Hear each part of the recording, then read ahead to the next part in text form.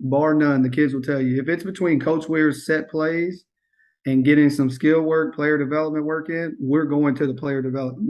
We'll come. The plays will come in later. We'll figure that part out. Welcome to the Jamodi Podcast. We are all surrounded by amazing coaches and leaders. So let's get an inside look at not just what they do, but how they do what they do. After all, becoming the best versions of ourselves is Jamodi, just a matter of doing it.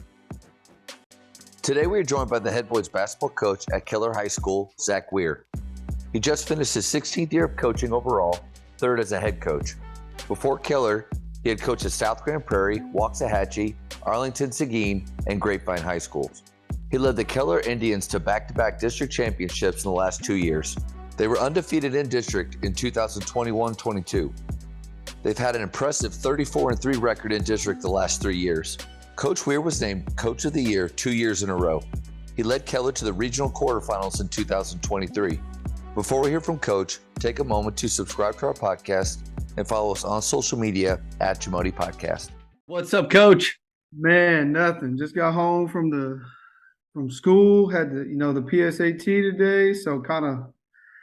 Man, I'm full of energy, man. So if I seem over the top, it's because I've been locked in a room for 4 or 5 hours. Coach, there's nothing better than being locked in a room just staring at a teenage. Not allowed to be on your phone. Not allowed to bring a book in. Man, hey, I get the steps in. I'm a pacer, anyways. And so those poor kids, they're like, man, this guy's super actively monitoring. You didn't even realize it, but all their scores are going to plummet. And when their parents ask, they're going to say the monitor wouldn't sit still, was pacing around, and just totally freaked me out. Either that or I kept them awake. That's true. Yeah. Man, he's right by me now. Yeah. Well, man, I want to first thank you so much for giving up your time, coming up and talking hoops with me. I've been a fan of yours from afar, and got the chance just a few weeks ago to watch you do a little bit of skill work training at the Mavs Coaches Clinic. And man, I just love the way that you teach, love the way that you view the game. And so this is an honor for me, man. No, I'm super pumped. When you sent me that text, I was like, man, I'm so excited because I'm a basketball junkie, and my mind is just anytime I can get somebody that's going to talk some hoops, and I was fortunate enough to get there. We actually played in a clinic that day in Duncanville, so I came from Duncanville all the way out there, so I was able to catch yours, and I love what you're doing over there. I mean, it's I love it. So I appreciate you having me. Thanks, man. Well, tell me something kind of new that you're into these days. Man, I've been really big into trying to dive into. I'm getting my master's degree, right? And Wow. so I've really been able to dive into. I've had a couple psychology classes and stuff like that, and just kind of the way that we are as people and the way that we learn, and some of the stuff that I think maybe we knew the ways that we were taught when we were younger, and you're like, okay, and now you're hearing these new ways, and it's like, man, for example, I spoke on it a little bit at the clinic. In one of the classes that I took, it was talking about your being in a training versus a trusting mindset.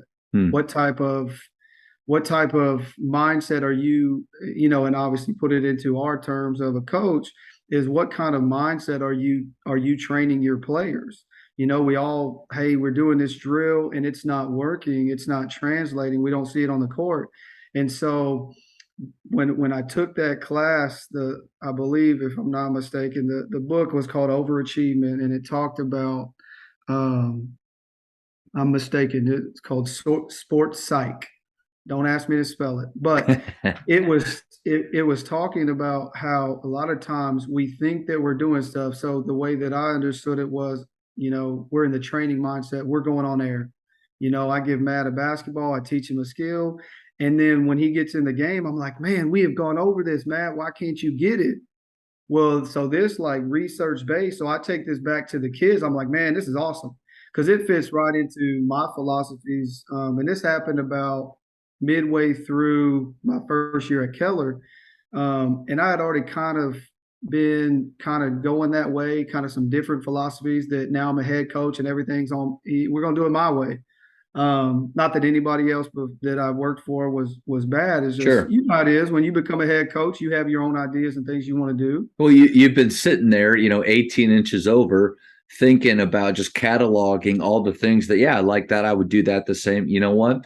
Probably would like to do that different. And then when you finally get that opportunity, the challenge is not going too crazy with it, not throwing everything out, not and just making sure that it's the right fit for your players. No doubt, no doubt. And so when I stumbled onto this concept, trusting versus training, I was kind of there, anyways. I didn't know how to frame it, which, a lot of times communication, that's where the breakdowns happen. And Mm, so now once I can frame this to, my staff, like, hey, this is why we're doing what we're doing. We still need to train it. There's still certain things that you got to do on air. They got to learn the skill or the tactical aspect of it. But when we get into that trusting mindset, because now all of a sudden we can explain it to the kids as well, and our players and our staff, our younger ones, our younger coaches, this is why this is going to work. We're going to train them to do it, but the majority of the time is going to be spending this trusting mindset to where they're having to trust these skills. And man, from there, it just kind of took off, and we've just kind of run with it. My brain goes about 100 miles an hour. Probably, I mean, it's a lot faster than mine does. That's impressive, man. I mean, well, sometimes it's not good when it's like I have too much stuff and I Sure. have to refocus. Yeah. I've learned to really utilize notebooks. I used to just be like any piece of paper that I could find, and so when I moved from South Grand Prairie to Keller, I had like a stack of just random scratch. I think one of them was like a magazine cover, and the only reason I remember is because it had James Harden on it, and I had wrote a set, and I found it about 3 years later. I was like, man, where did this come from? But now I've learned to utilize the composition notebooks Nice. to try to keep them, try to keep things at least semi organized. But that's what I'm into now, just trying to find new ways to relate to the kids. Because if you can't relate to them and you can't communicate with them or your staff as well, Yeah. like it's gonna you're gonna have some inconsistent results. And so that's my biggest thing moving forward is, I love the player development aspect on the court, off the court, the personal growth, and in the weight room, stuff like that. And so just trying to find different ways to make that craft be perfect. I know it's never gonna be, Yeah. but that's my chase right now. That's what I'm on. That's good. Michael Lancaster is one of my favorite skill development guys too. With I'm Possible, I pull a lot from him, and one of his big terms is game connectors, and he made comments kind of similar to what you just said. Of we do things on air and take our players through some movements, but if we don't help them to connect, if we don't build that trust in our training, like you said, then they're doing an action that they don't really understand how and when it will fit. You allow them to have a game connector to it. Then one, I mean, I'm a fan of using a lot of different tools, accountability tools to help my players get lower, get more dynamic, to make it harder, to bring more adversity into the mix. But without the without the game connector, then it can be kind of a gimmick or something that looks good in a video, but actually won't apply to when they're playing in a game. 100%. I like that game connector. I'm gonna use it. I'm gonna use it. I borrowed it. Feel free to borrow it, and because that's what this is all about, man.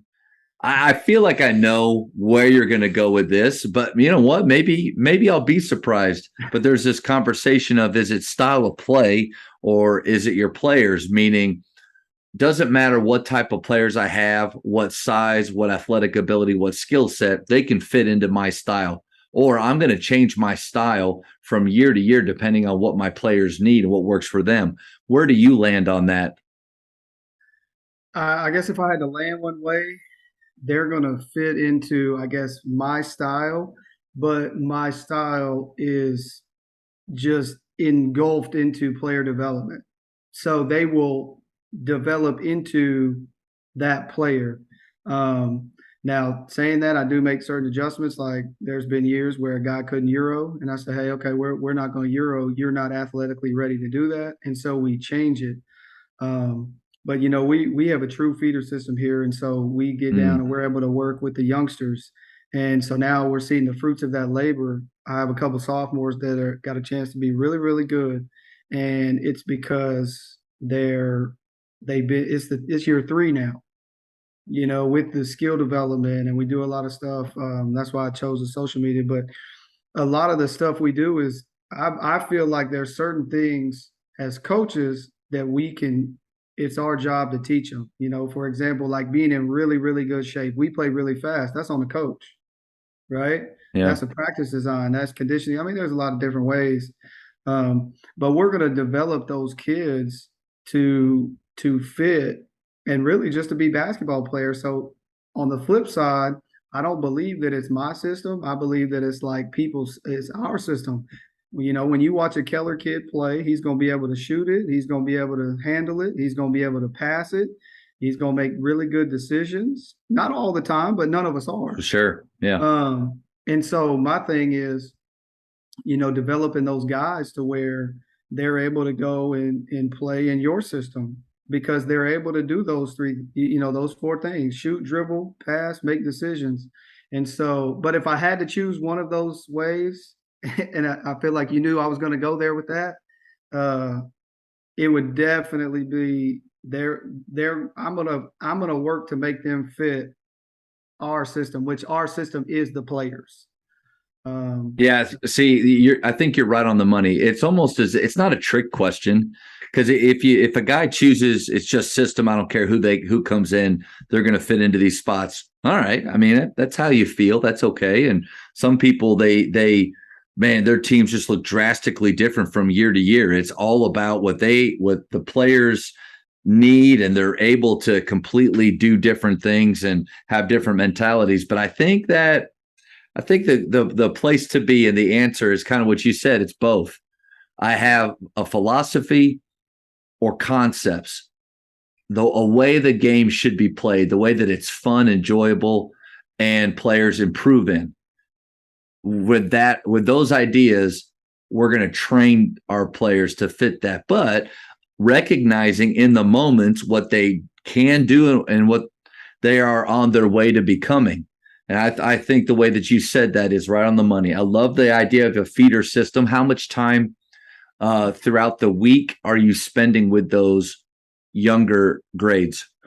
Probably quite a bit. It's the most that I've ever been able to as a coach, and a lot of my buddies the same way. Is so we go Monday, Wednesday, Friday. We won't this Friday because of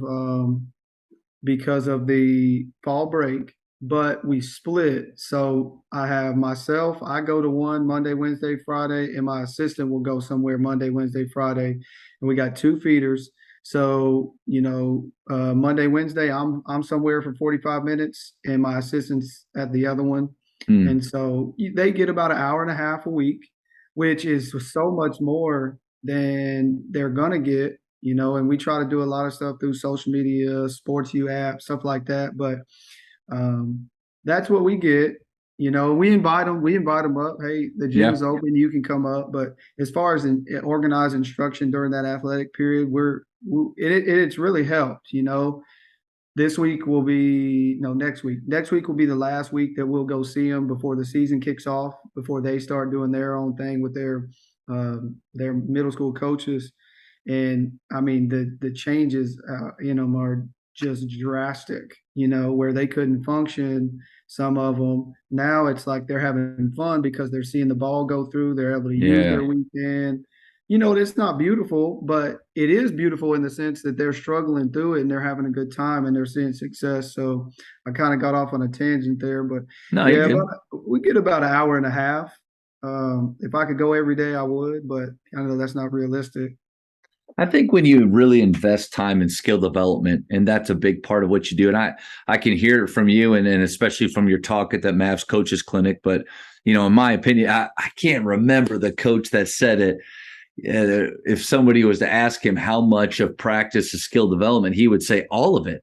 It's Yeah, all yeah, skill development. So I've watched some of your film of your games and the positionless nature of what you guys do. Every time that you're working on your offensive concepts, it's skill work. They have a ball in their hand, they're attacking, they're having to read advantages. Can I keep it, or do I need to transfer it? Can I cash in? So like you're all of it's skill development. But I think when you have that mentality, then you really have to have a growth mindset with your players. If you're resulting when they're learning and taking chances in their skill development, you're going to slow them down. But if you have this environment of making mistakes is good, we are all working to get better. You're celebrating the try and the intention behind what they're doing. Man, you'll see some improvement, especially in those younger players, pretty quick. Oh yeah, I love it. I love it. That's what we're building for and fighting for every day. It's not getting that mistake-free environment to where, like you said, you're just applauding the try. It can be difficult. It can, because it is so different than what I think a lot of them are used to. But that's why we do it, right? That's why we teach. That's why we invest so much in them. Well, I think you probably, the end in mind. Like, where you're trying to get them to go. The player doesn't know. The player is performing an action. You're trying to connect it to what they want to do in a game, but they don't really see far past that one thing that they're doing. They don't see what it can lead to further on down the road. That's why you and I get paid the big bucks is we know if you can master this drop, this way of attacking a curve, if you can master that, there are things that are farther ahead of you. And that's why we can applaud the try and where they are in that moment, right? Yep. Yeah. The big bucks. That's true. Coaches, the Jamodi podcast is powered by Ballogy. Manage and measure your players' skill development and increase accountability year-round utilizing the Ballogy app. Boost inter-squad competition with drills backed by the National High School Basketball Coaches Association, including a 40-shot Ballogy skills assessment. Please visit ballogy.com/teams for information on how you can provide this resource for your team. What's one thing that makes your program different? So I asked a kiddo. I sat down and thought about it myself because I think something about certain programs is hard to explain if you're not in the mix. Yeah, I get that. And it's hard to understand. And his response, he's one of our, he's a junior. He's a really good player. He's been around me a lot. He said player led. We do a ton of player led stuff, like so much so I gave his senior brother last year the clipboard during a timeout because he was trying to explain something, and it was one of those profound moments between the kids, not between me and the kids or my assistant and the kids, but just between the kids. He's diagramming it on the board in the middle of a district game, timeout, tight ball game, whatever. And I have no idea what he's talking about. None. He's got all kinds of X's, all kinds of lines. Lob play for himself, and you're like, oh, crap. What do we? The kids, though, the kids are like, yeah. They went out and got a steal. And I'm nice. Like, hey, man, well, as long as y'all got it, that's great. Now when people ask me what makes y'all different, I just think the freedom that I allow them to go do whatever it is that they feel necessary in that moment, in the part of the game which they all care so much about, which is offense, right? If you feel like pulling Steph Curry type threes, man, do you. My one thing is make sure you practice it. Make sure you have really engulfed yourself in the player development aspect of like, I've worked on this. I know I can do it. And I think that's probably the biggest thing is, and I do a lot of kind of self-evaluation as far as when I watch film, I make sure to watch myself. When they shoot those shots that everybody swears are bad, I don't even say bad. Honestly, the only time I say shot selection is when I say I'm not talking about shot selection. Now, we do talk about it, but it's just a very different verbiage that we've kind of come up with. And it's not one absolute thing. It's just kind of a way of meandering around the topic so that the kiddo doesn't get fearful. They have the freedom to go do it. I've had a kid pull up, we're up 7 with 2 minutes to go, tight ball game, and he pulls up from a three. It's 1-on-4, and he pulls up from three. He forgot that the fifth guy was behind him and he blocked it. And, I make sure to never take kids out after they do that because I think it just destroys their confidence. And, a coach, I believe, asked me, how did you approach that? I did. I let him keep playing, play through it. Because that's one thing you'll notice about at least last year, our kids, they don't look at me while the game is going on, as I don't want them to. They're free. Like, that's y'all's time. My time is in practice. If I need to talk to you, timeout, free throw, whatever, that's when I'll talk to you. I'll get your attention. And then the other thing, as I'm sitting thinking about that question, is I think what I believe is a fundamental at Keller High School is different than maybe what other people think is fundamental. And what I mean is, like, to me, a reverse pivot is no longer fundamental because I set the base 3 years ago. Bam. Well, I guess technically with some of the kids 5 years ago because they've been in their eighth grade, whatever it may be, right? But like a same hand, same foot, reach out, finish, that's fundamental. You're going to see that a lot. The hook pass, the ear to elbow hook pass, like that's fundamental. Whereas a lot of coaches would say, man, that is an advanced skill. So I think the kind of the level or the shelf of where our fundamental base is at Keller is different. If that makes any sense whatsoever. And so that's what I believe. And then I think it's really just how we do things. I tell our kids all the time, like, being at practice is not a separator. It's not. Showing up is not a separator. Getting shots up is not a separator. Now, how you do it can be a separator. Or am I being intentional about what I'm doing? Am I shooting at the game pace? It makes me think of the speed shooting drill that you showed at the Mavs clinic. Like, are you when it's necessary to shoot fast, are you shooting fast? Are you paying attention to your change of pace, change of direction? Just different stuff like that. I think it is in our willingness, and I guess in a sense, mine, to never skip on individual player development, whether it's personal growth, which we do every Monday, on the court and in the weight room. Like, bar none, the kids will tell you. If it's between Coach Weir's set plays and getting some skill work, player development work in, we're going to the player development. The plays will come in line they will come in later. We'll figure that part out. So that's kind of in a nutshell what I've come up with. Like I said, for me, it's really hard to explain. It's kind of one of those things, like, you have to see it. Because it's just, at times, like, if you watch our practice film, it's just a big jumble of chaotic struggle. And the kids are like looking at me when I first got there.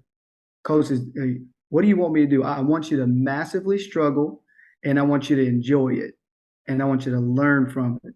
And it's hard, that's a hard lesson for them to get. But now you see, we have 2 kids that'll end up playing Division I basketball. One just committed at McNeese, and one is, who knows, he's just a junior.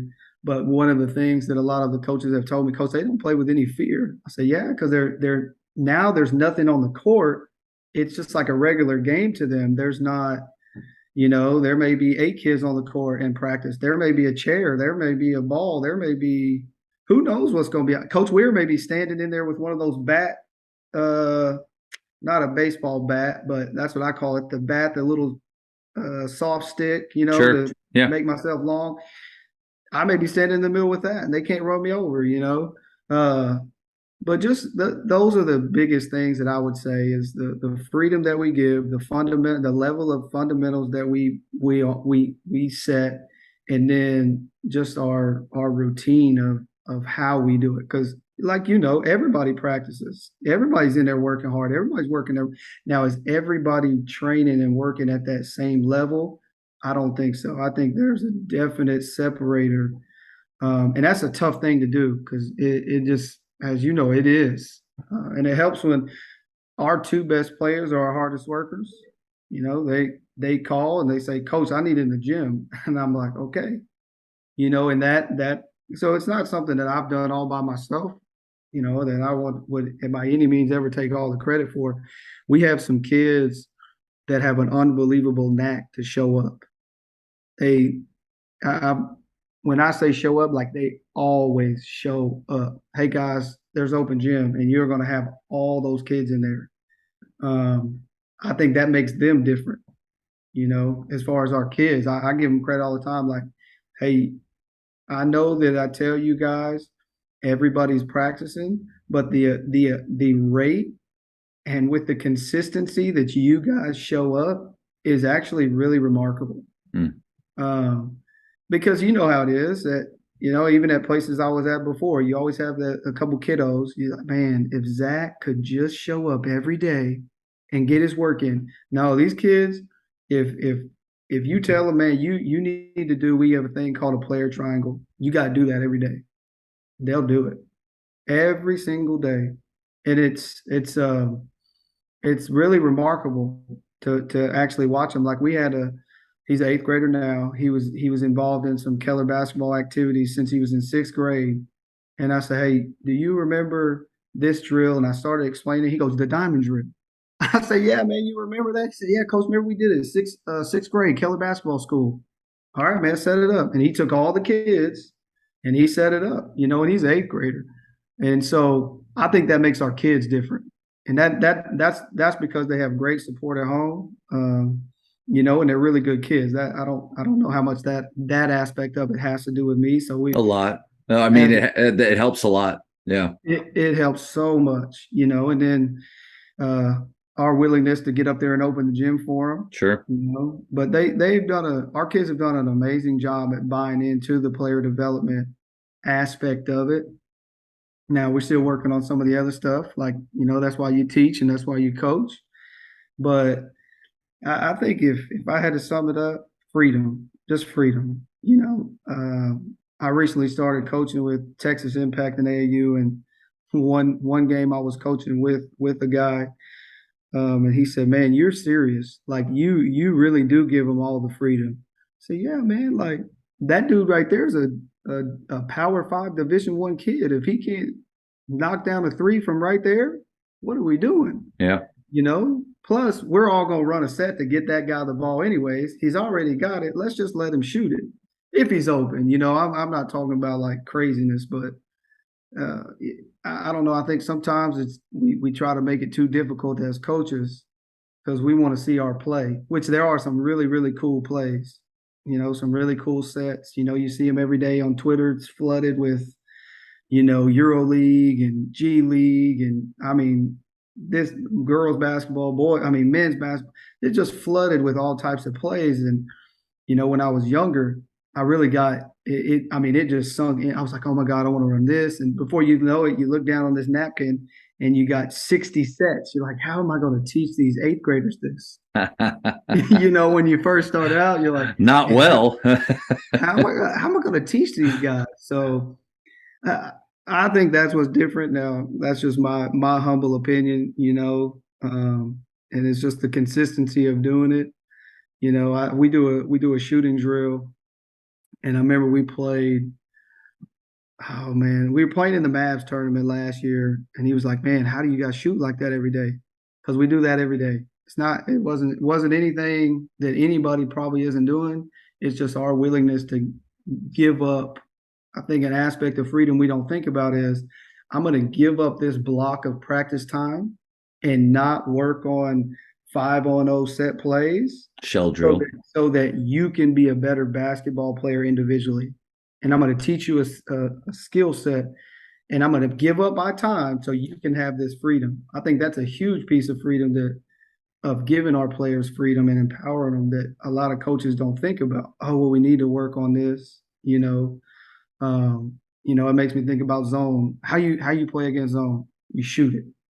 Those players, I was telling somebody the other day, not one college coach has ever called me to ask me for my plays, but they have all called to get my players, right?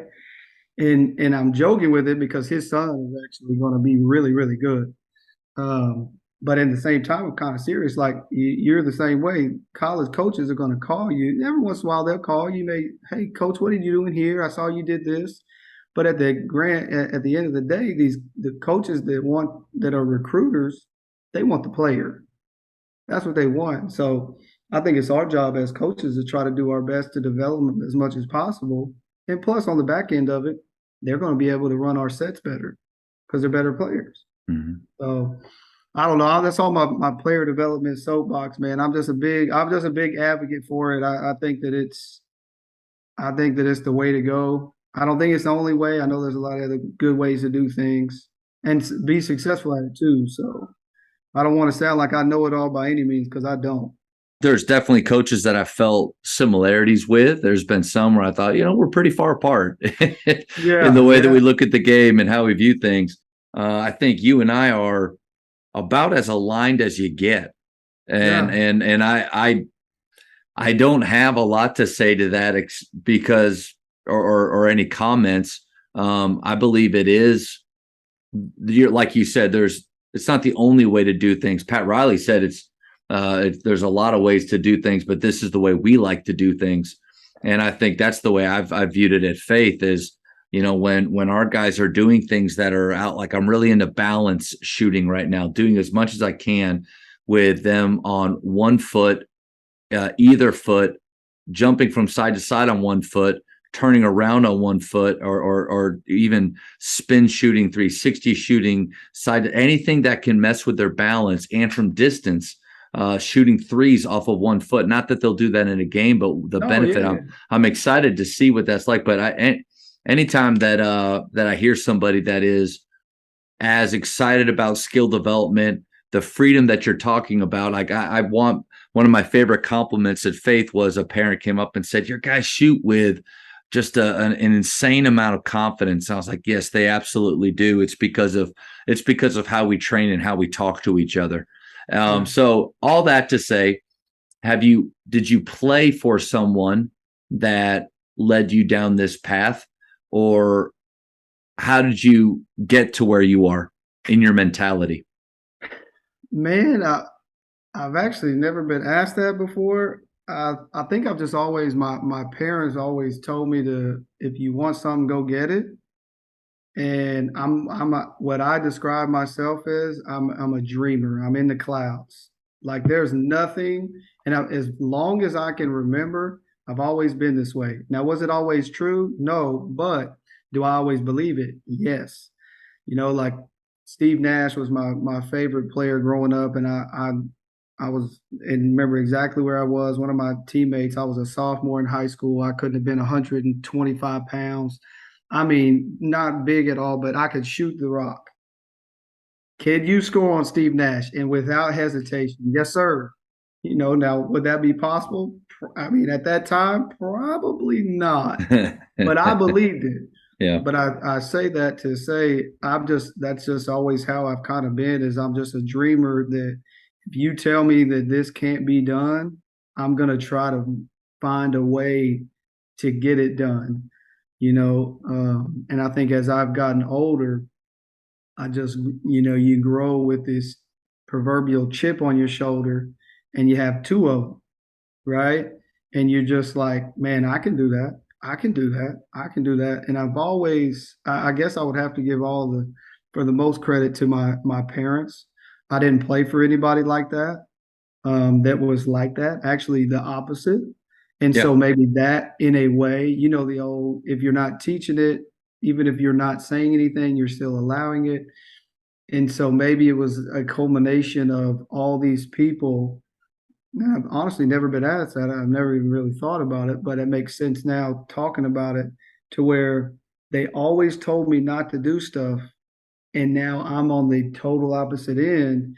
So much so is when I talk to our staff, we're not going to say things like "don't shoot." Right. We're not going to say, "Hey, you can't do this." One of the ones that drives me the craziest is, "Well, he can't dribble." Well, have you given him an opportunity to show you that he can dribble? Yeah, train him. Right, and it's our job. Yep. And so I would say a culmination of that. But I've always had like I said, my parents have always been super supportive as far as like, hey man, if you want to go do it, go do it. See, I asked you that because I've been asked that before. When somebody looks into what we do at Faith, and from an offensive standpoint, where we're getting 40 to 50 to 63s up a game within a 32-minute game with no shot clock. People ask questions, and so one of the ones I get is, did you play that way?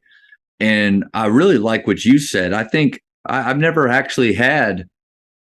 thought of it like that. I think anybody that doesn't have natural gifts, 6'8", long, not that those dudes don't work hard, but their path to success with a minimal work ethic, it sometimes there's more opportunities. Oh, So yeah. a guy, I'm 6'2.5", which that sounds great, but at the Division I level, that's not that special. And I'm really not gifted athletically. So you're talking about dreamer.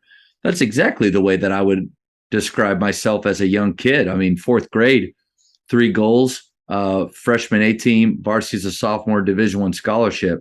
The person I emulated was Pistol Pete. Pistol P is one of the biggest dreamers and creative players ever to play. So I modeled, I think, a lot of ways, the way I played, the way I thought, definitely the way I trained after him. But my high school coach wasn't a running and gunning, everything is free.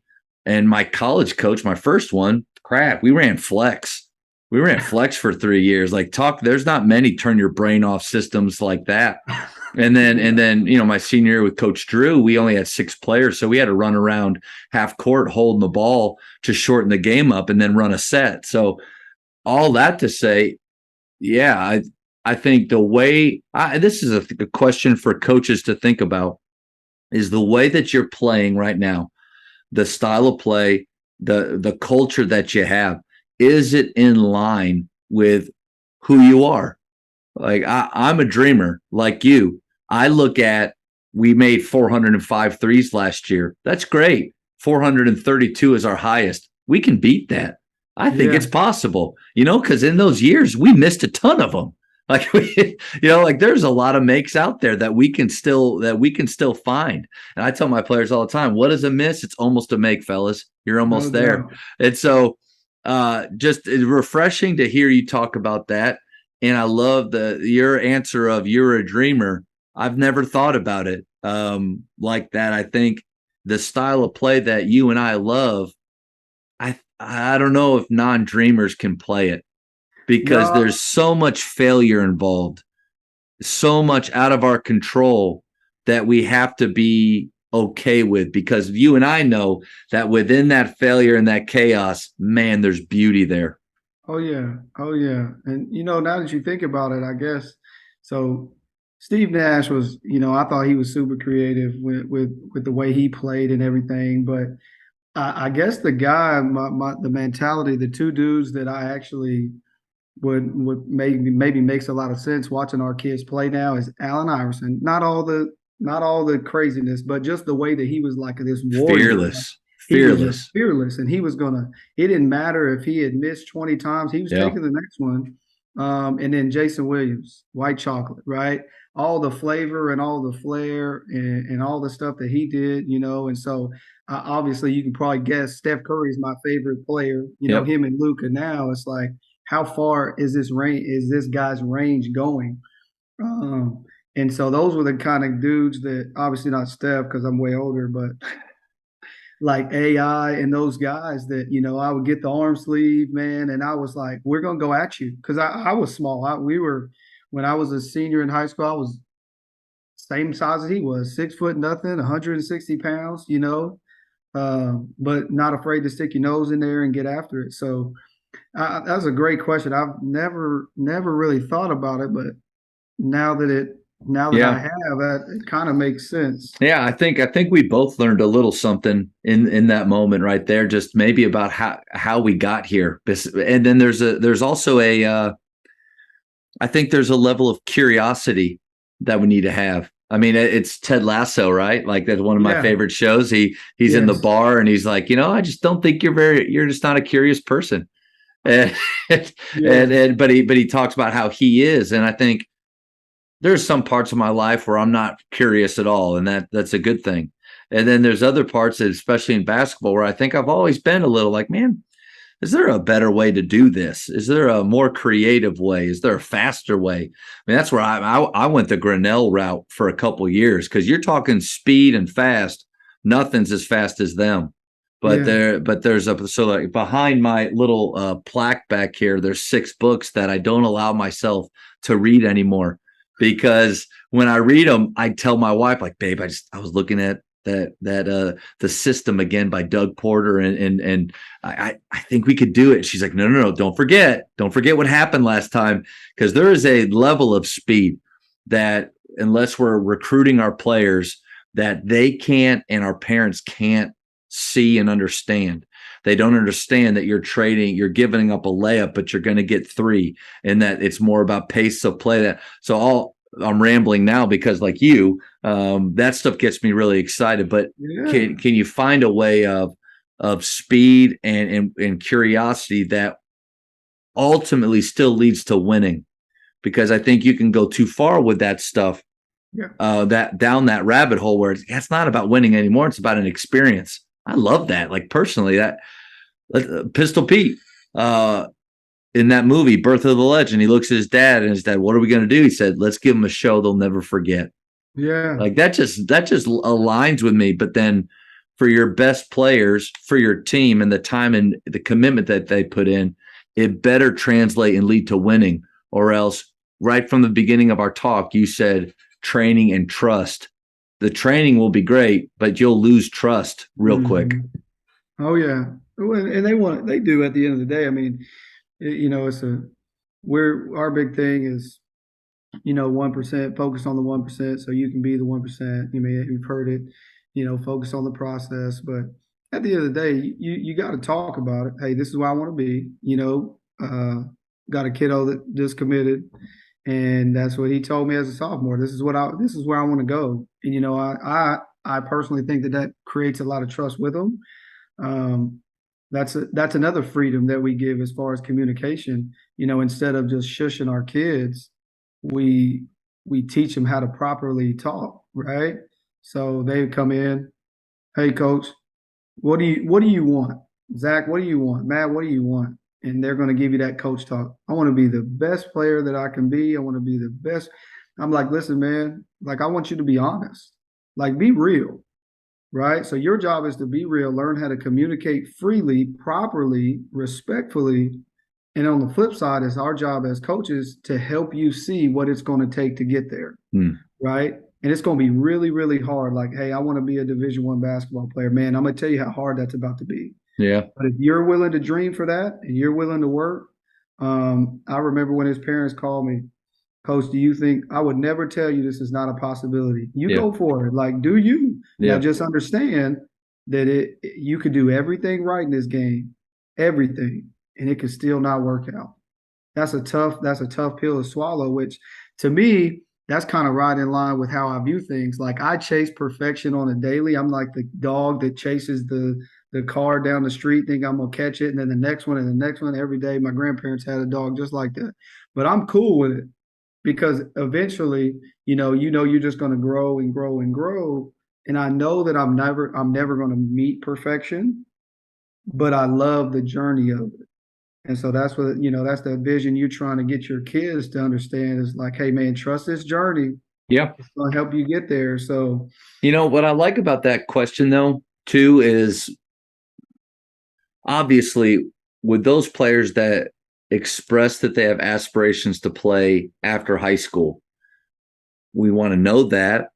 We want to hear what their plan is to get there, and then guide them if their plan is off, it's not enough, and be able to hold them accountable. But I think also, talking about freedom, we allow players to be honest with, what, coach, I just want to be a great high school player. yeah. I want to have a great high school experience.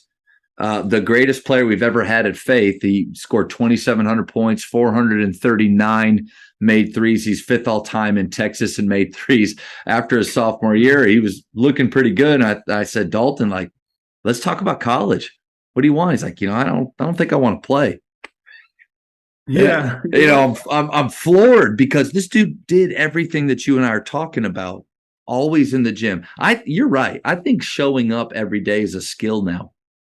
I think it's a skill, and I think not everybody has it because these, especially where you and I live in Dallas, Fort Worth, these kids are busy. They have everything out in front of them that they could ever want and go to within a 30-minute, time here. So for them to actually prioritize to be in the gym, that's a skill. And in my opinion, it is easier to become a great player and to get whatever you want now than ever before because of all the distractions. You and I had way less distractions, especially with that phone. I remember my junior year in high school getting the big Nokia that all you could do was call and text, but it was that simple text. There wasn't anything. When a kid does come and he expresses that, I just want to be great here now, and then I have other plans in my life. We also need to respect that and get alongside of them with that and not push them to do something that they don't want to do because there's a purity in that. Like at the end of the day, what do you and I want? We want all of our players to leave our program with zero regret.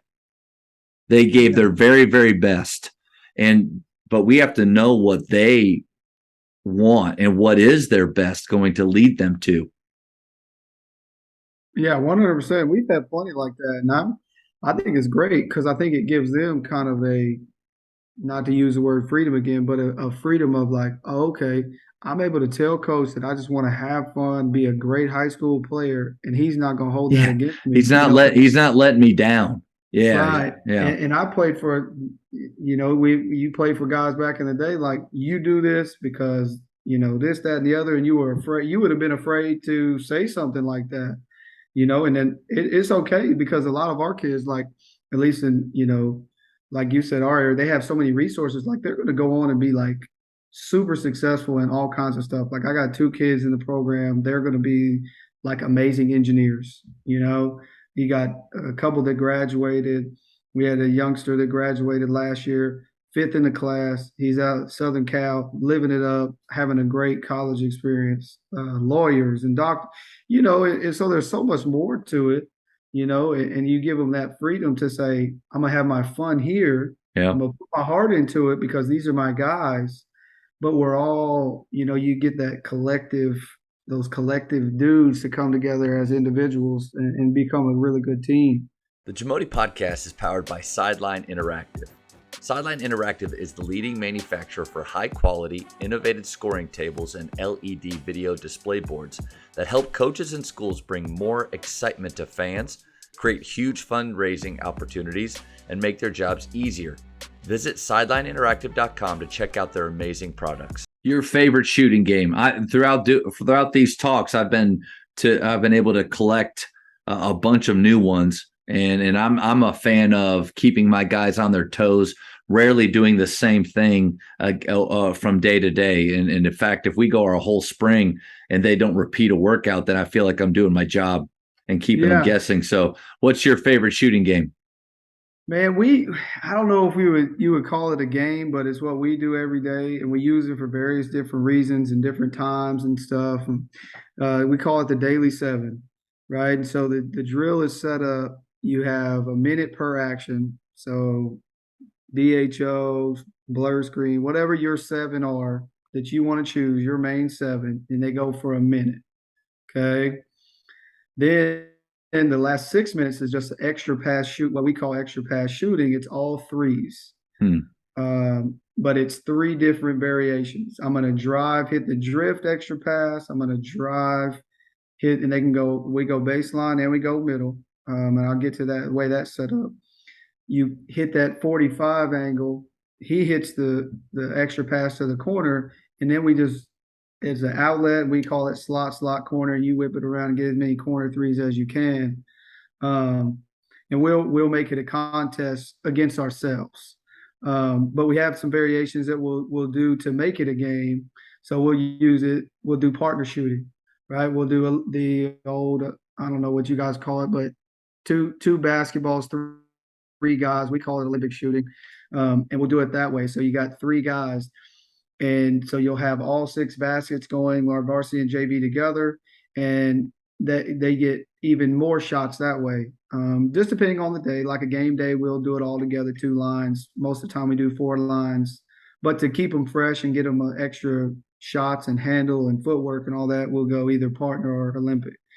Um, so what we set our kids at, and this is how we teach our shot selection without even saying it, you have to have a pace, right? A pace is a big thing. Yep. You for our varsity guys, you have to have a 20. This depends on the time of the year. But last year when we got going really good, you guys got to have 30 makes. Every make is one. You got to have 30 makes per minute. And then the last 6 minutes, you have to make 15 a minute, right? You got 10, 12 dudes on the team. So you think about the amount of ball handling, the amount of passing, the amount of chaos. There's basketballs going everywhere. Yeah. Yeah. With our freshmen, we actually threw in 6 basketballs and we put chairs. So they have to navigate the chairs and learn how to get open. I've been stepped on quite a few times in the last few weeks by a freshman. And he's like, my bad, coach. I was like, yeah, dude, like I'm here. Or my assistant and I will get in there and we'll have the bats. But we put that up there 13 minutes. We crank the music up, and then it's totally player led. So, for example, if we do it all together, they have to beat the varsity has to beat the JV, and they have to meet their pace. And you hear them talking, and the coaches remove themselves so they learn to communicate not only over the music, but also watch the clock. And now it also has a different levels of this goes back to that very first question of do we make the players fit our system? When our kids get really good, he can like Matt's a good 3-point shooter. He's going to come off of that high ball screen. He's going to shoot a three. Okay, this guy John over here, he's a slasher. He's going to go to the rim and dunk. And so they learn the chemistry of where each other is going to go, the type of shots each one likes, the passing, all that kind of stuff. And so we don't tell them what shots to shoot once they're on the varsity level. We don't tell them what type of shots you do. Basically, we tell them be great at what you excel at, or do you be you. Now with the younger ones, we'll break like with our freshmen. We're finishing with that weak hand, every time, or it's a 1-2 pull up jumper, very simple, and we give them the finish, the footwork, stuff like that.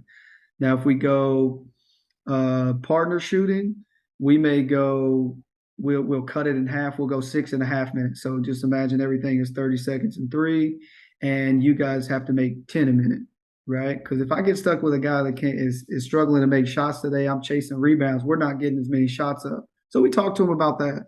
It's a great conditioner. Yeah. The dudes are literally running for 13 minutes, and then like I said, on game days we'll cut down to half the time, half the whatever. But it's something you can do fast and furious. And it's actually before I spoke at the Mavs clinic, I asked the kids, like, what has made you, I polled a bunch of the kids, our kids, and then kind of asked some coaching buddies like that have watched us play, that have asked me questions like, what is something that you always wonder, like, how did we get them to do, this? And passing came up a lot. And so I asked the kids, I personally think it's because we create so much chaos and so many obstacles for them to be around. But it's also because we don't stagger drills, and the daily 7 is the one that kept coming back with our kids. I really like that one. Also, the one that the kids probably love the most, we call it 8-ball shooting. So on normal old 5-ball shooting, but instead of putting we add, so it's 1, 2, 3, 4, 5. So we have 6 lines, baseline on each end, and then from the side baskets on the sideline. So essentially 2 outlets on each side. And then you have 8 basketballs. The extra ones are in the end. So I'm going to outlet it. It's what we call pitch it across the street. And when I first did it, when I first got here, I said, we need to make 13 threes. So you get 2 transition threes and a layup. We're gonna make 13 threes per minute. Well, then all of a sudden the kids started really having fun with it because they turned the music on and they were starting to dunk. And they looked at me. We had a kid that was super athletic. He threw one off the wall and went and did like, I don't even know what he did, but it was insane. He missed and he looked at me to see if it was okay. And I was like so excited that he threw it off the wall. Well, then now what it's turned into is just a suit. They love it. We encourage them to take risks. Like if you want to shoot a 360 layup, I don't care. Just do it with your weak hand. We have guys in there. That's how we've actually they get the comfort to try to dunk. You know, so we put guys in the lines that are gonna when they're going out there, man, they're trying to throw it off the backboard. That's probably the one that the kids like the most. And when we did it, it was, hey, we got to make 13. We're going to end on a win. We're going to make 13. Um, Now it transitioned into a fun, creative drill, which I love and the kids do too, because it's a great way to end practice. Because you know this, like I know, at the end of a practice, you're not trying to do anything. You're trying to have fun, That's right. right? You're tired. So we just crank the music up. Those are probably my two favorite as well, honestly, because you're just out there and you're getting a ton of work in. I'm curious about this, just even based on your answer there with what you allow and some of the freedom in those shooting drills, pre-game warm-ups. There's still there's a part of the traditional player in me or even coach in me that in warm-ups thinks that it should be done a certain way. I think if I see a team what would appear to be not very focused, dudes that can't dunk, trying to dunk, things like that, I always, as a competitor, I would see that and go, we got them. Like they're not ready. They're not even prepared. They're not focused. Coach Charles Freet was at Flower Mound High School for a while. And he was a mentor of mine when I was in high school too. And he said, give them the first, if he could do it all over again, he'd give them the first 2 or 3 minutes of warm-ups to do whatever they want out there. But what are your thoughts through warm-ups and some of those things that I think traditional coaches would think of like that's a waste of time or we're not focused? Well, it's a perfect segue because I give ours 2 or 3 minutes to do whatever the heck they want. They'll throw it off, especially at home. They throw it off the wall. Even guys that can't dunk, have never dunked before, you're like, go try. But because of the way we train and practice, they've already tried it. Yeah. Oh, I know. I get that. You know, but it's amazing to me. No, like I still see the ones that they're not even close. I'm getting into warm-ups. They don't. They Okay. don't because I think that speaks back to the relationships that we do our best to build. You know, they're not always perfect, but getting our kids to be honest and humble with them. You know, I try to explain to them, man, humility is the number one chapter to progress. Yeah. Like be humble, but they've already tried it in practice. You know, they love it. I think we do a really good job doing some really good strength and conditioning stuff. I've never used the word curious. I just use the word learner, but curious is probably a better answer or a better word to describe what I am in those realms. So I'm studying to be a certified strength and conditioning coach so I can do that as well.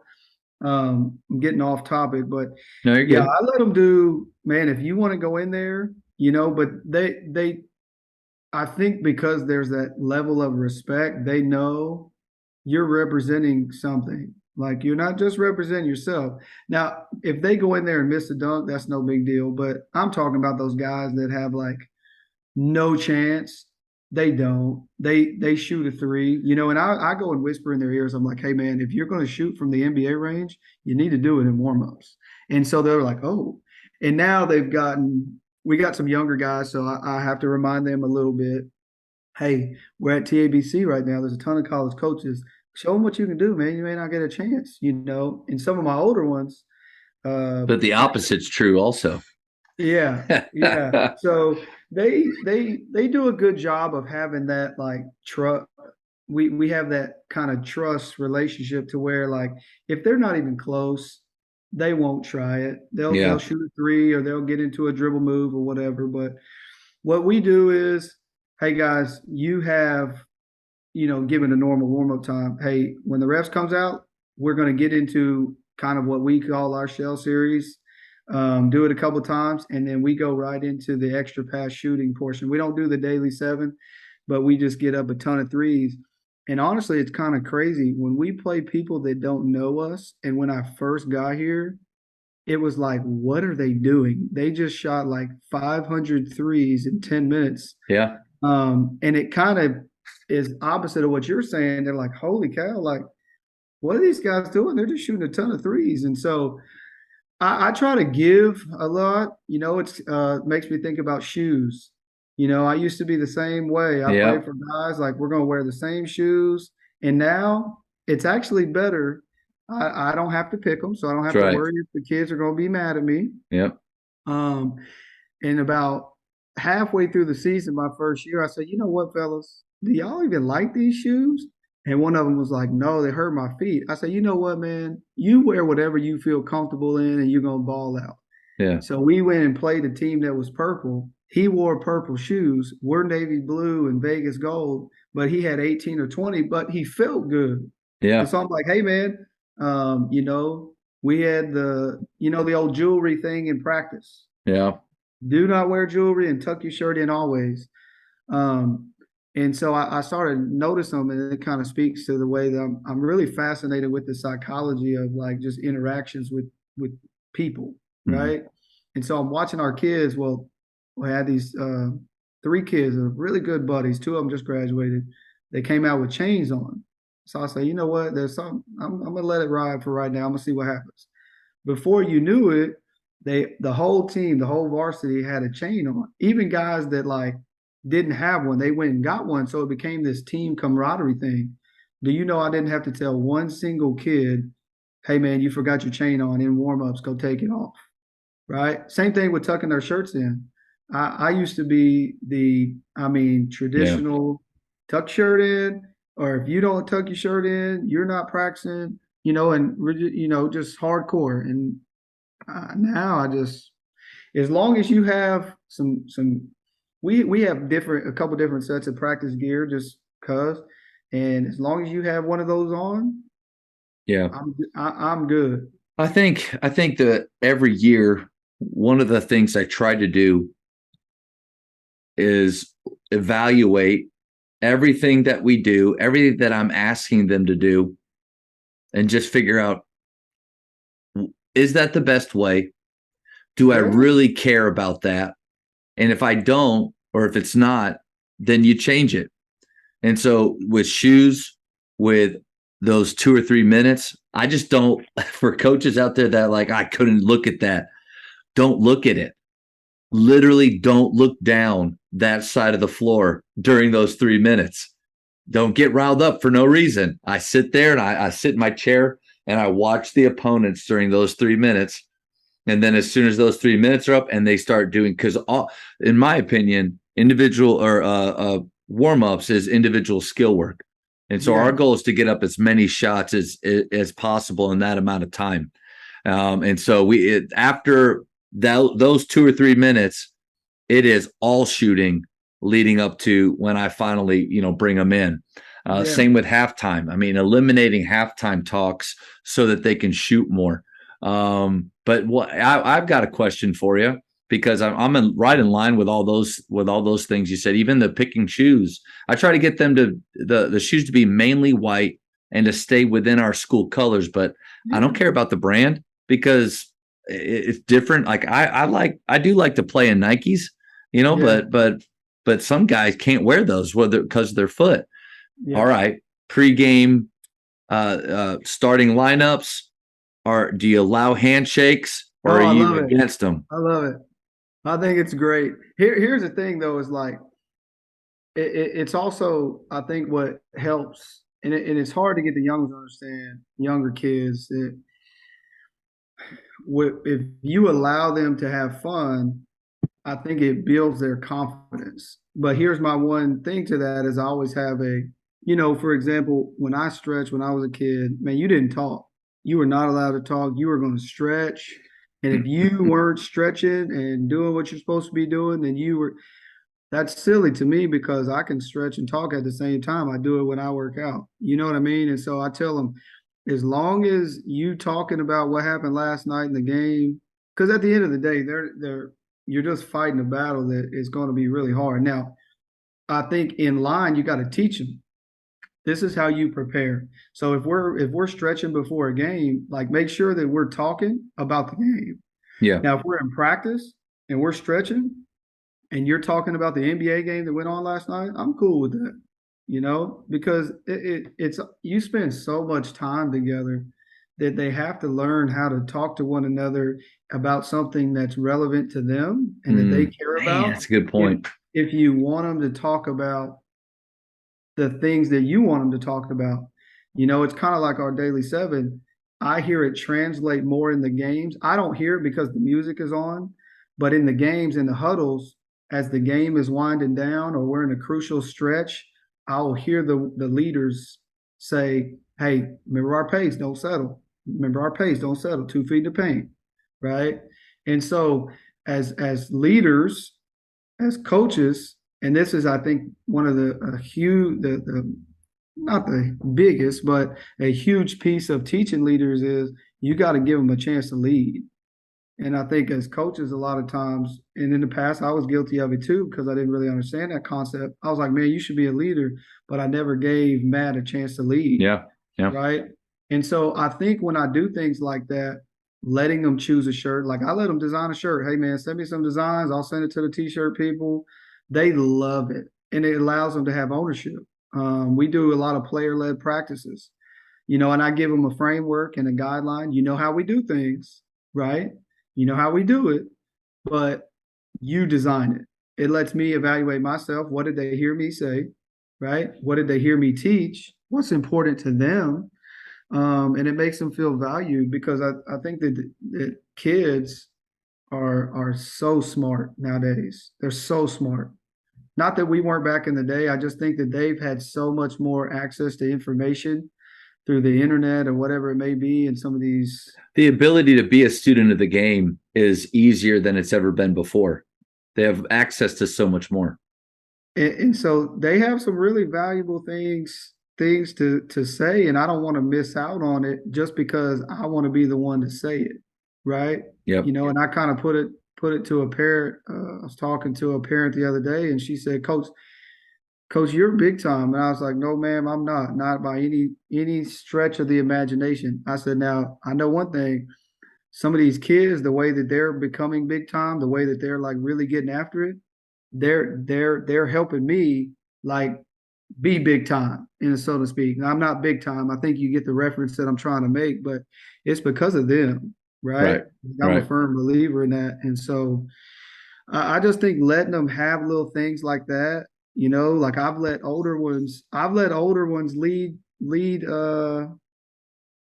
film sessions.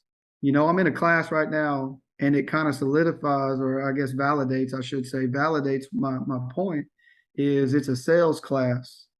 And it said that saying to a human, I agree, you are right, are like the strongest words in sales, right? And that's what we're doing. We're selling a vision. And so if Jimmy comes and he tells this kid, hey, and he says it with different terminology than I say it, I'm gonna say, you know what, you're right. And I think that's a lot of the times why apologizing to players works, because they see that you're human and that you're humble as well. But I'm trying to think of other stuff. Like I let them do they put the music on. Yeah. My clean, gotta be clean, no bad stuff.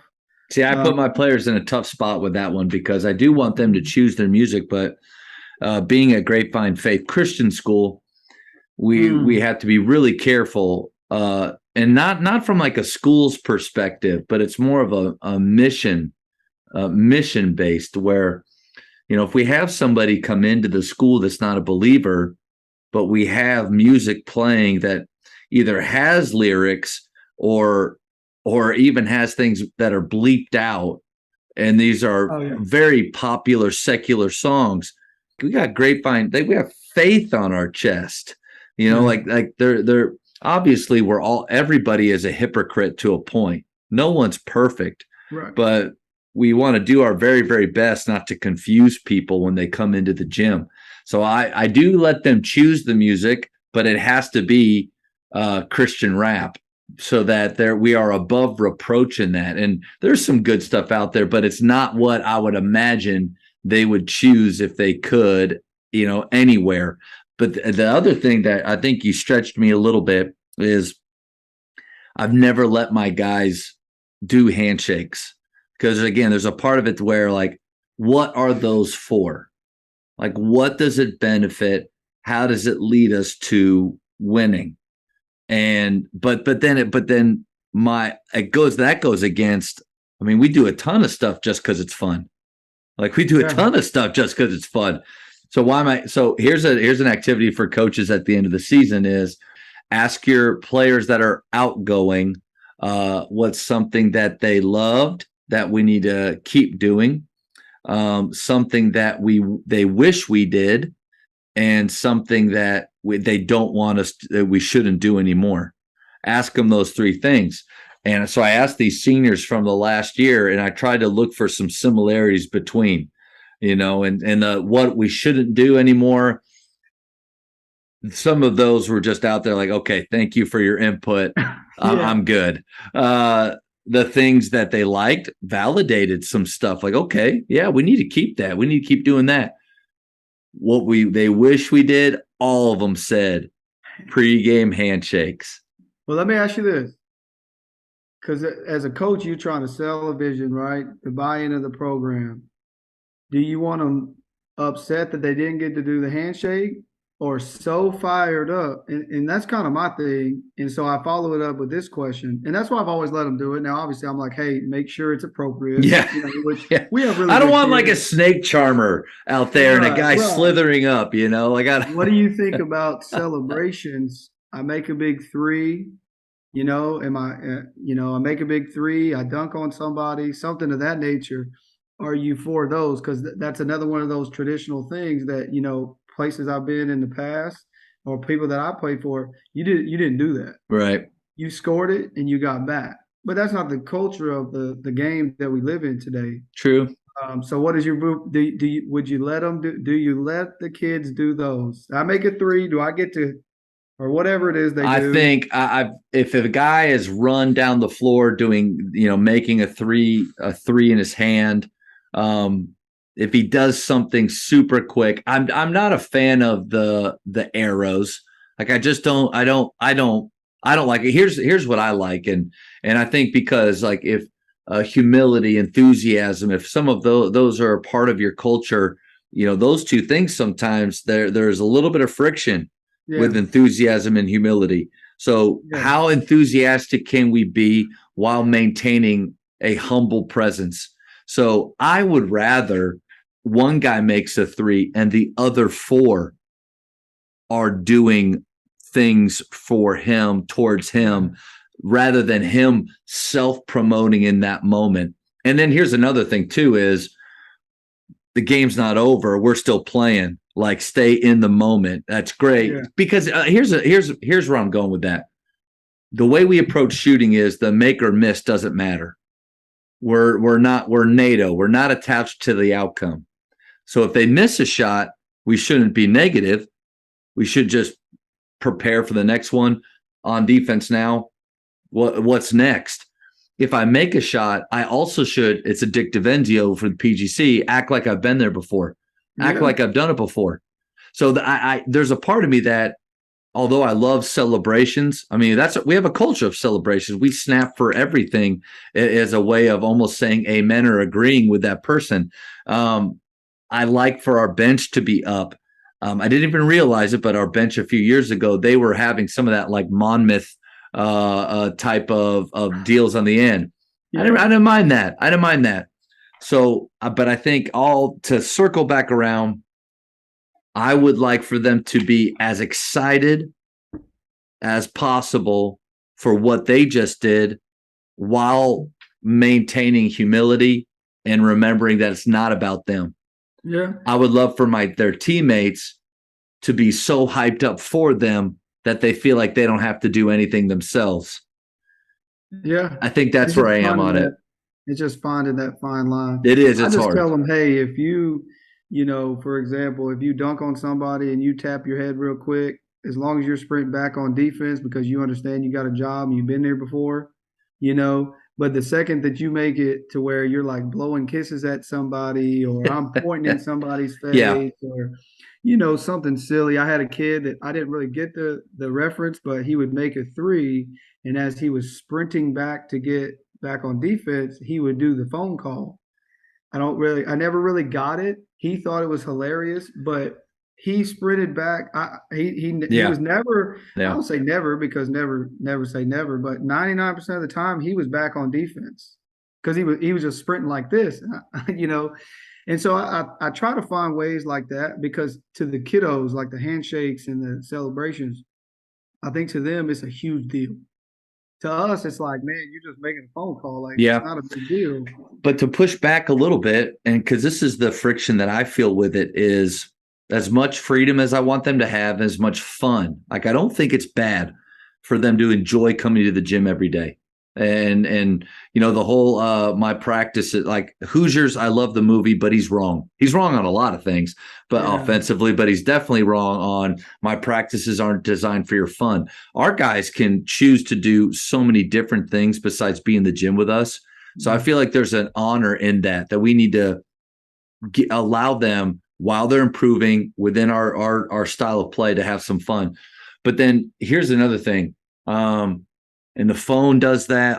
Our culture does that is this age of self-promotion. Like I think your style of play and our style of play leads to incredible performances where guys will hit 10 to 12 threes in a game occasionally and score a bunch of points, do amazing things, and they're going to get promoted. We're going to do it through social media. The newspaper's going to promote them, some ranking or whatever, and our program's going to celebrate them. And we have a healthy conversation with our guys about the why behind that and what that means.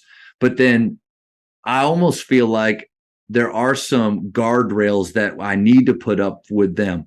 And sometimes okay, I understand that you could go farther with self-promotion, celebration in that moment, but how about a little restraint there? When I'm giving so much in other ways, or our program is naturally doing this. And I think that's where I still land on things like that. The game handshakes, because those four seniors all said that. And one of them is, he's as a young man, he's one of the most godly young men I've ever known as far as his knowledge, the presence in his life, his integrity, the fact that he wanted it. And he wasn't even a starter, not even a starter, but wanted it. Okay, there's got to be something there. But that I think that's where I land on it. Yeah, It's hard. it is. To each their own. I see the value in it as long as I teach them on the other side, on the flip Yep. side, like, hey, this is how we're going to handle things. It's just like winning. Winning or losing. Like we're Yep. going to win. We're going to win a certain way. We're And going it's to just lose like a shot certain way. selection too. I mean, Yeah. our styles of plays aren't a free for all where everybody gets to do just whatever they want. There's Right. actually a lot of organization with that freedom that has to happen, or else you just have chaos. But we want controlled chaos. We want to have beauty through that. And so there has to be standards that they live by in the ways that they show up while allowing creativity and fun to happen. And man, coach, that's a tough line sometimes. It is because, like I mentioned earlier, when you're in our shoes, I feel like it's hard to explain to the outside what's really going on, and when you're on the inside, or you know what I'm saying, it's hard to explain. It's hard to understand, and they a lot of them think like, man, you're just chunking up threes, or you're just playing really fast, or they don't see the countless reps that were had and all the different training tools and everything that we use to get this system in place. Yep. And so, but that's the fun part of it. That's the fun part of it is seeing if you can get it done and if you can teach it, and You enjoy it. That's why we're doing it, right? We're competitors. We're trying to figure out the best way to get it done, and it is fun. It's more fun to watch. It's more Yep. fun to play. Yep. I believe it honestly leads to more successful teams and individuals personally. Coaches, the Jamodi podcast is powered by Shoot 360. The future of basketball has arrived in Dallas-Fort Worth. Shoot 360 combines the latest sports technology with the fundamentals of basketball skill development. The result is a one-of-a-kind video game-like basketball program designed to improve your shooting, dribbling, and passing. Visit shoot360dfw.com to learn more and register for your free 1-hour workout evaluation. Shoot 360, the future of basketball is here. But you seem to get the most out of them that you can. We're sure trying to figure it out, just trying to, like you said earlier, is there a better way to do this? Is there a more efficient way to do this? Is there something that I'm missing? And I think a huge piece of that is me developing myself as well. Yeah. Right. Like I think a lot of coaches, they miss out on that point. It's the age old, and I may ruffle some feathers with this, but it's that age old, do what I say, not what I do. And I think today's kids and they're too smart for that. They want to see what's going on. But they want to see it in you, and they also want to see it in themselves. Now, is there a way to get it done? In my opinion, is there a way to reach a certain level of success doing that? Yes, because people have done it for years, right? Yep. I just feel like the way that we are, like I usually frame it to people like this. There's certain people that they operate inside the box. There's people that operate outside the box. And then what I like to do is I don't have a box. I'm just here, right? I'm just dreaming, And so like I try to get our kids, like there's no constraints. If you want to go get something, you go get it. And then we work on how to do that and how to go about getting it. Yeah, Watsa, the president of PGC, said more is caught than taught. And so we're trying to teach or show them. We want to teach them to have a growth mindset in the way that they train, process based, constantly pushing the limits of what they can do and continuing to dream. But are they seeing that in us? Do they see us going to clinics, taking things from the Jamodi pod? No, anything that any podcast, anything that they listen to, any books that we're reading, do they see us stretching ourselves? I think I went through a stretch where I was probably the same coach for 3 or 4 or 5 years. Not a lot changed. And then, but then I also think there's that Jeff Clarkson of Prestonwood, he asked me, like, because I get to do these talks, he said, well, how do you decide what you listen to, like out of all the stuff you're listening to, what you take and what you don't? I said, I think that's the balance, because you can't do everything. Like none of us, you mentioned with those 60 sets, you can't teach all of them. So even with our growth, we have to really pick and choose based on who we are, the way we think, the way we dream, who our players are, what will help lead them to winning within our style of play. And then you choose those concepts, but you're always out there being curious. Oh, yeah. And I liked what you said earlier, because it goes along with, obviously what you believe and I do as well, is like, if you can find that niche within somebody, a piece of who you are, right? Like when you see our kids I'm too old, but like I see myself in them, right? They're better than me. That's no question, but it's because I've become better, right? Like one of the best things that I did this preseason was I got on a coach's mentorship program with Phil Beckner.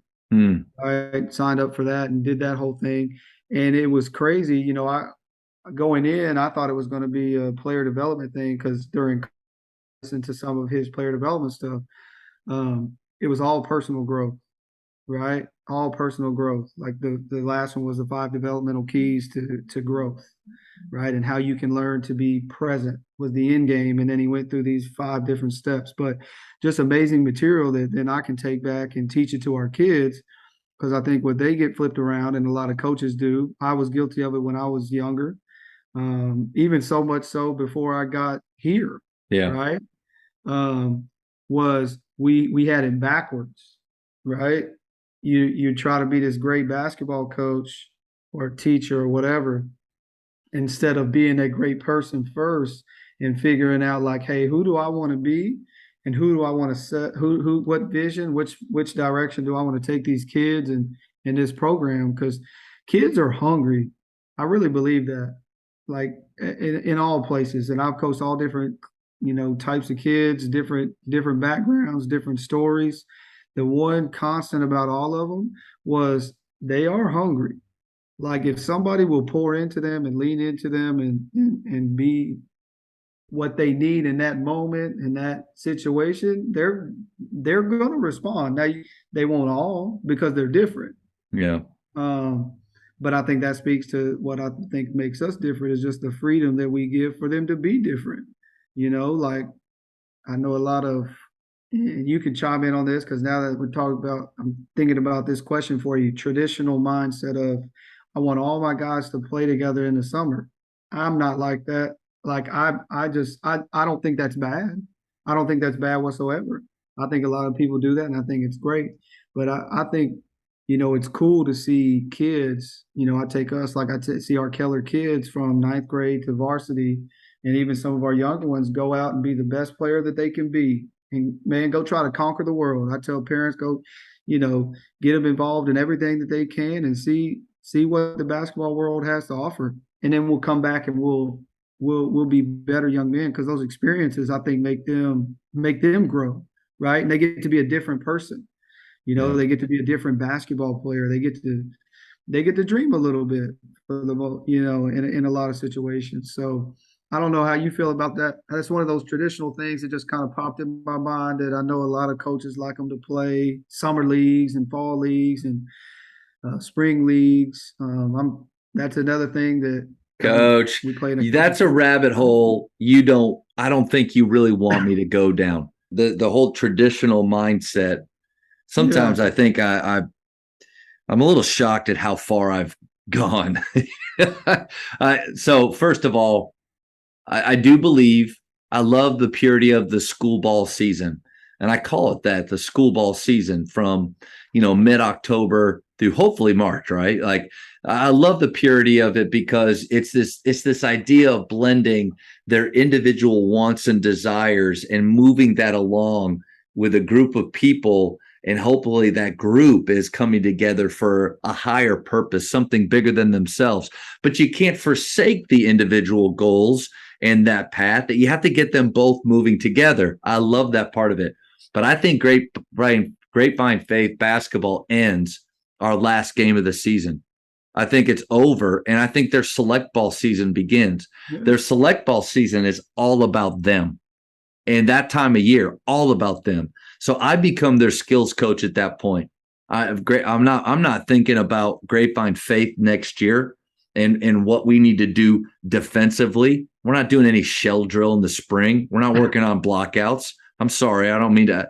That's the tone there, coaches. I apologize, but we're not doing that. And I'm not doing spring leagues, summer leagues, or fall leagues because one, I take a ton of their time from October through March.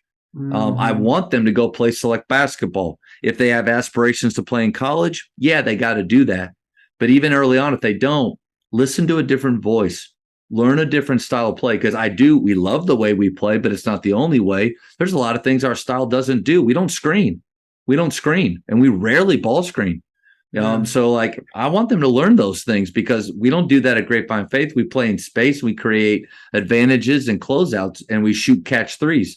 But there's other ways to do it. And then also what I do love from that is when they do come back from learning a different style.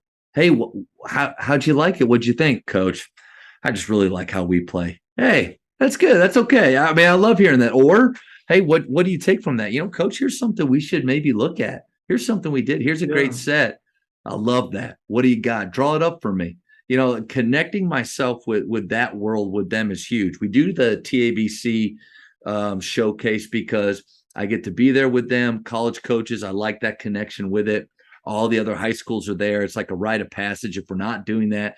But even in Right. there, I'm not resulting in those moments. I'm not thinking about what the next season's going to be like based on what they do on June 25th when we haven't been practicing at all. And half of them have been on family vacation because they're kids and they're well to do. Most of the kids here, they've got a cabin in Colorado that they've been at for 2 weeks. So yeah, you kind of sucked today, but I'm not worried about you. We're going to be okay, and then come the fall, like we're approaching the big race.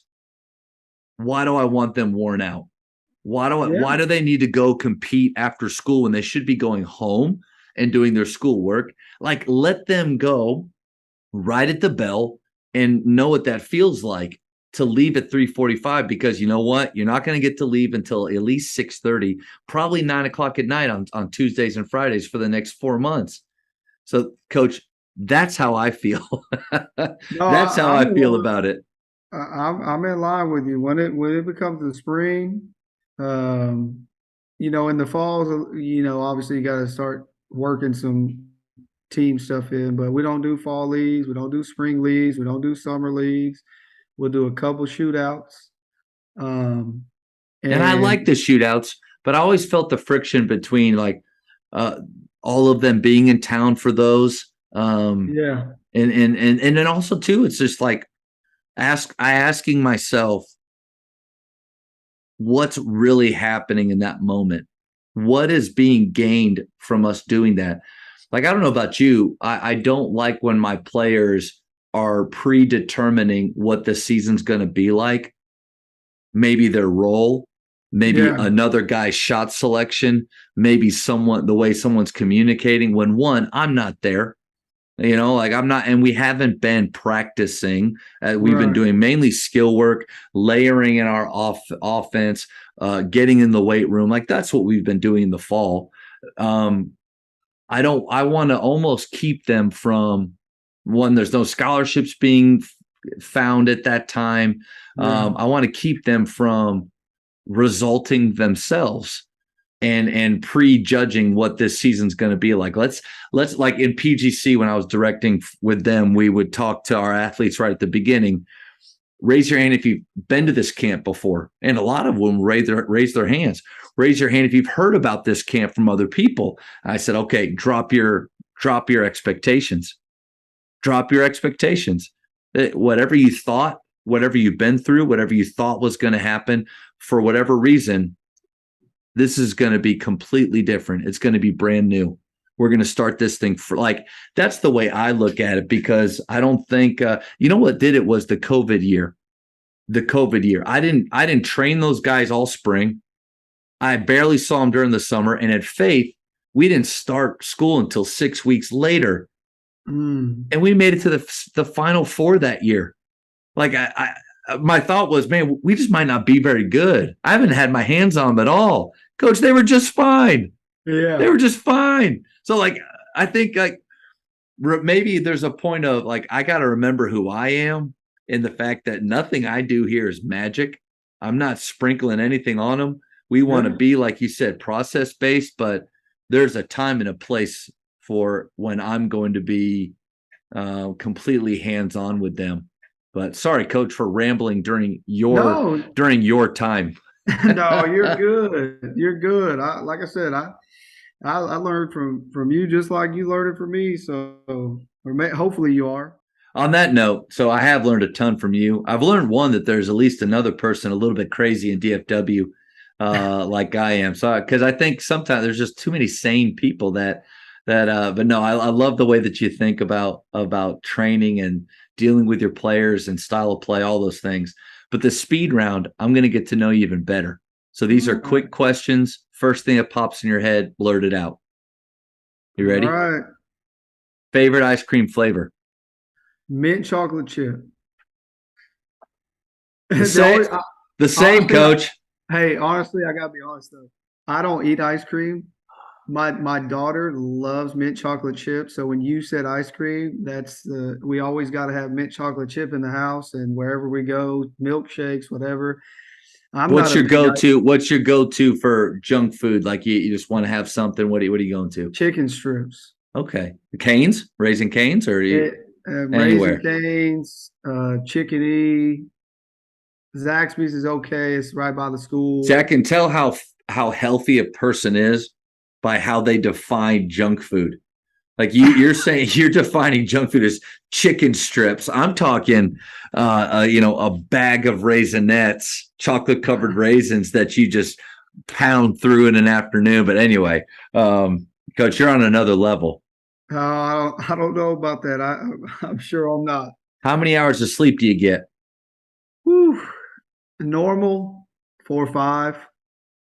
Do you need more, or you feel Yes. good on that? Okay, It just depends. yeah. It depends during the season when I'm not really, worried about it. But I do not require a lot of sleep. There will be usually one week or one day in the week to where hey, bam, I need about 8 hours. But I would say at the most 5.5. You know, I do like naps though. A little 15-minute nap, a little 20-minute nap, but no, I'm not much of a sleeper. I'm pretty much a 100 miles an hour full tilt from the time that my eyes open, from the time that I go to sleep. And I know my household sometimes does not appreciate that, but they love me. Best basketball movie of all time. Oh man, I don't judge me, but I love Blue Chips.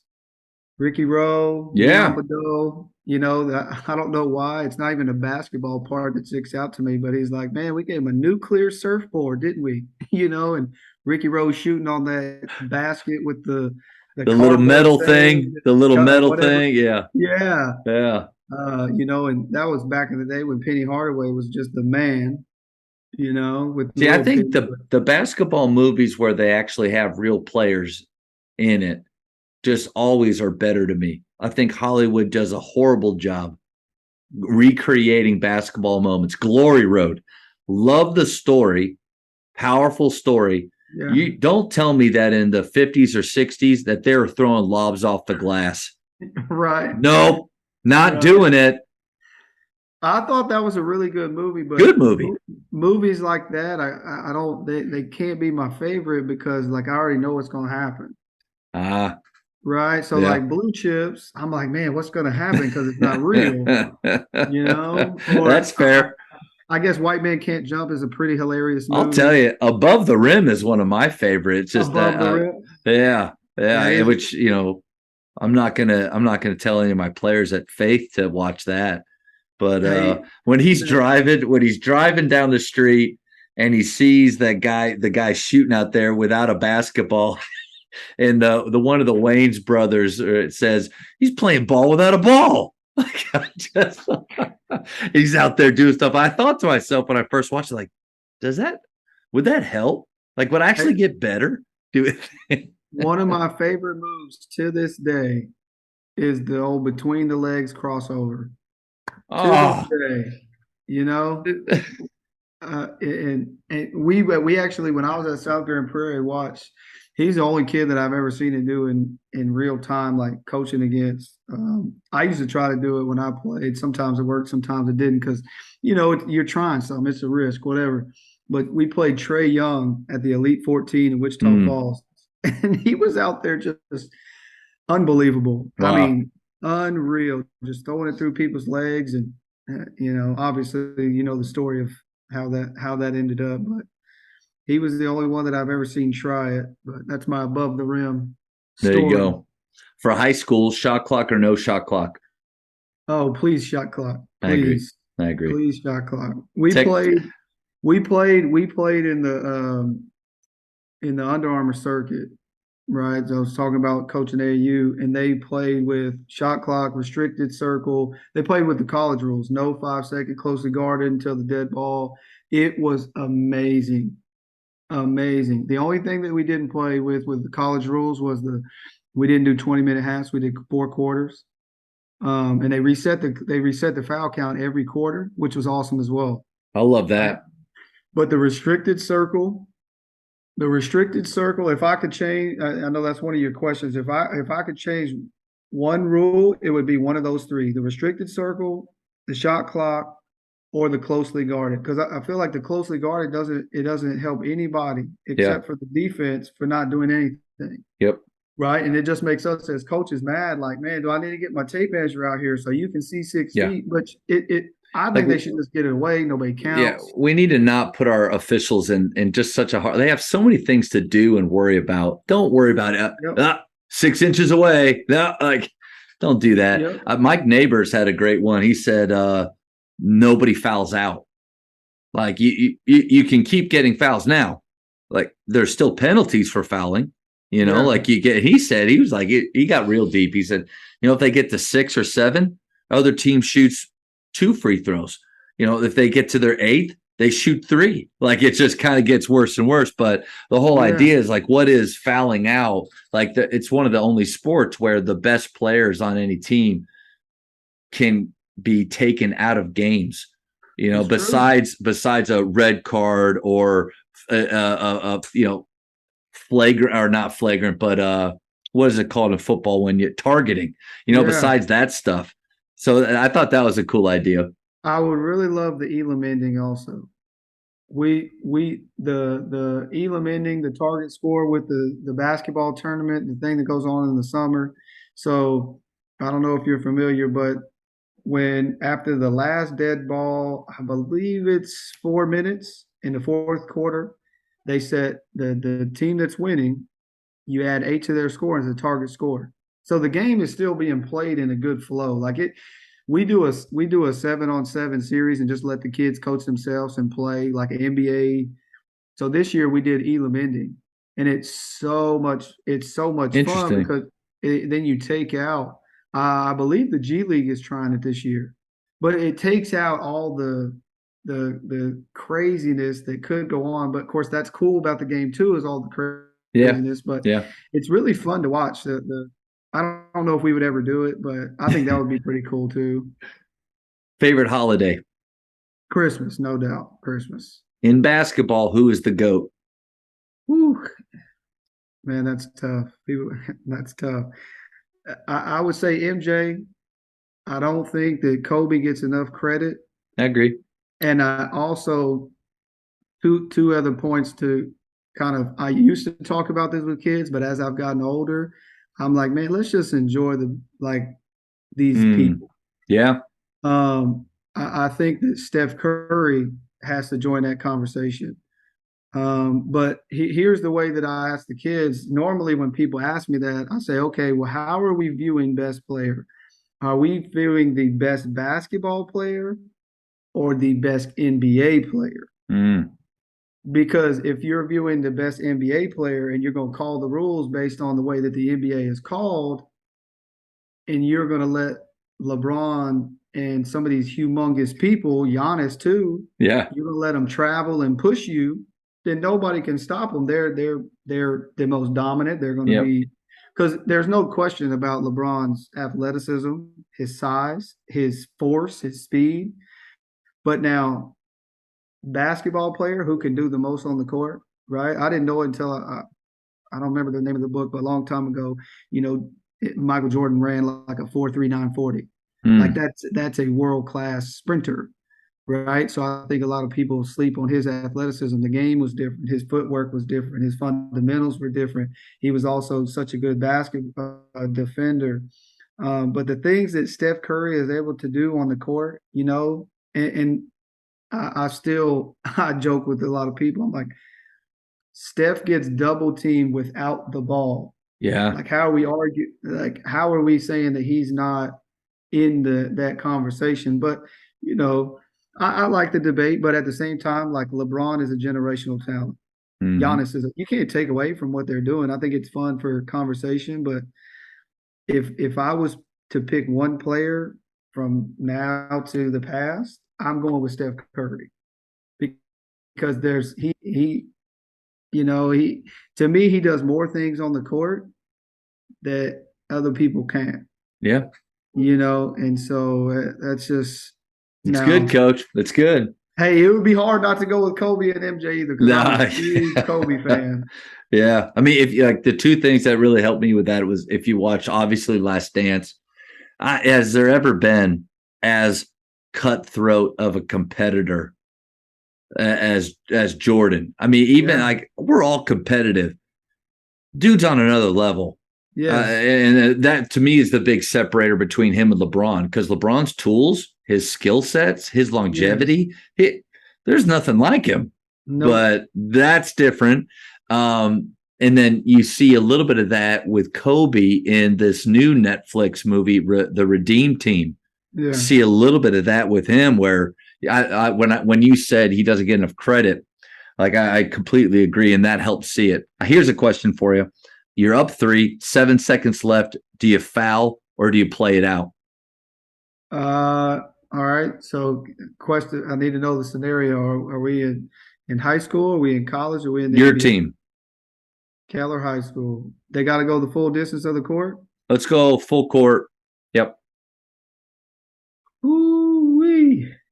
It would honestly be situation based, meaning do I think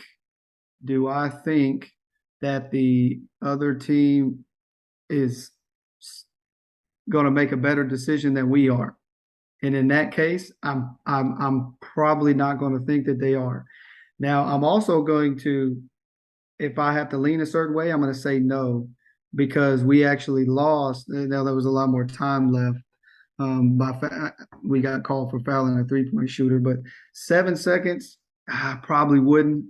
Not in high school, because I just don't see guys making the threes that the guys make in the NBA in the league. Now, if I'm in the league and we're playing the Nets or we're playing the Mavs, who I love, we're gonna foul. We're gonna foul.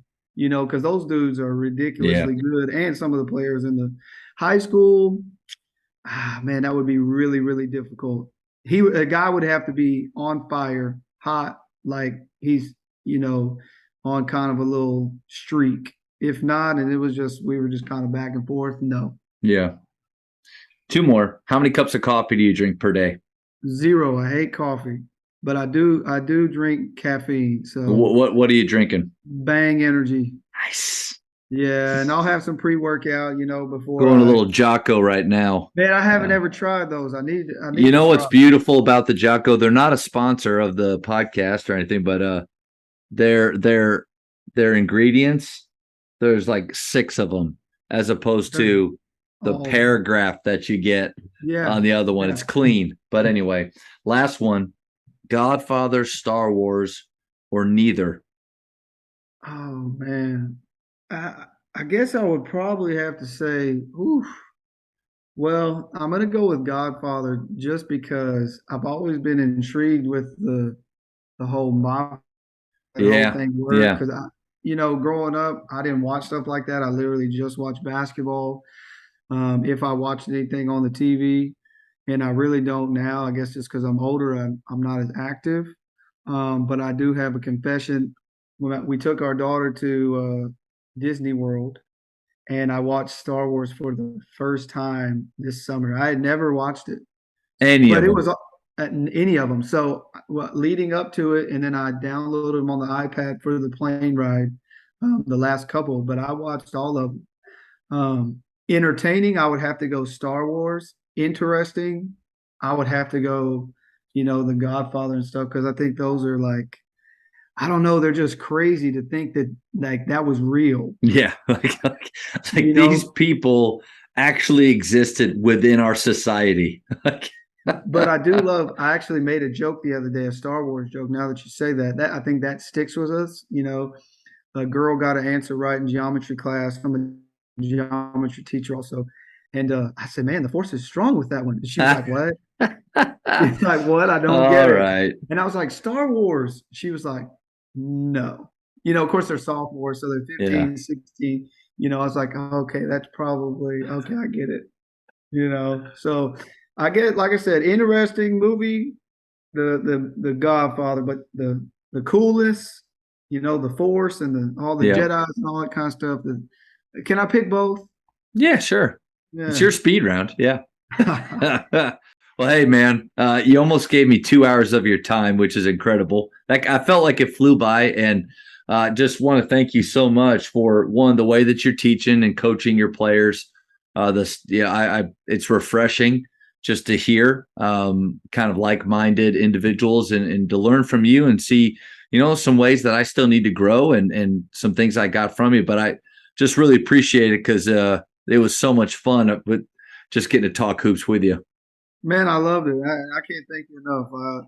Like I said, anytime I can talk to somebody about basketball and somebody will listen to me, because as you can see, I can talk quite a bit. It's actually one of my one of my best skills. Is I just, sometimes you get on a tangent and you just get moving. But Yeah. I think as long as we're all, moving in the right direction of growth and progress for these kids, and it makes our game, it makes it more fun to coach. It makes it more fun to play in, like we play some really good teams. People ask me sometimes, man, you're crazy. Why you schedule like that? Like, I want to play good players. Like, it's more fun.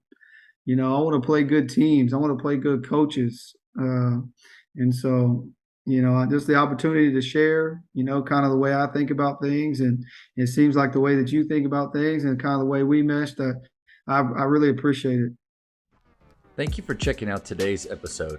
Please take a moment to subscribe to this podcast, share it with your fellow coaches, and find us on social media for what's coming up next on the Jamodi Podcast. It's just a matter of doing it.